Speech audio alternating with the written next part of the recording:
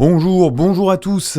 La France a chaud, 49 départements dont la Côte d'Or et la Saône-et-Loire sont placés aujourd'hui en vigilance rouge canicule. Un véritable record selon le ministre délégué chargé de la transition écologique Mathieu Lefèvre. 40 autres départements sont également en alerte orange, parmi lesquels le Jura et le Doubs. Selon un décompte de l'agence France Presse, 35 millions de personnes seront concernées par la vigilance rouge aujourd'hui et plus de 90% de la population française sera sous vigilance orange ou rouge. Et cette chaleur exceptionnelle, elle perturbe le quotidien, Baptiste Berthelin. Oui, sur les rails notamment, 71 intercités ont déjà été supprimés depuis vendredi selon la SNCF. 3500 agents surveillent le réseau, les rails, les caténaires, la signalisation jour et nuit. En Île-de-France notamment, plusieurs trains sont également annulés sur le réseau RER et francilien. La compagnie ferroviaire recommande aussi aux personnes vulnérables d'éviter de prendre le train.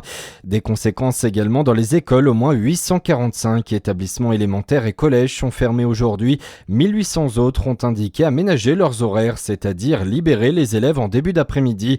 Aucune mesure n'a été transmise à l'échelle nationale. Et puis c'est une des conséquences de la chaleur. À Besançon, l'émotion reste vive après le décès de deux adolescents morts noyés samedi dans le Doubs. Ils avaient 11 et 13 ans. L'opposition écologiste et LFI en tête demande désormais au maire Ludovic Fagot de prendre des mesures pour lutter contre ces épisodes caniculaires et notamment la création de lieux de baignade surveillés. Dans le reste de l'actualité, 4 blessés légers dans un accident de la route à Besançon. Les faits se sont produits hier sur le boulevard Ouest. Tous ont été transportés au CHU. Un nouvel élu d'opposition au conseil municipal de Dole après la démission de Laetitia Jarot. L'Assemblée accueille Guillaume Bouteloup. Comme le rappelle la Voix du Jura, il habite Dole depuis une quinzaine d'années et s'est engagé politiquement en 2017 avec la France Insoumise, notamment pour sa proximité avec ses idées de gauche écologiste. Il avait déjà siégé au conseil municipal d'Aulois entre 2023 et 2024.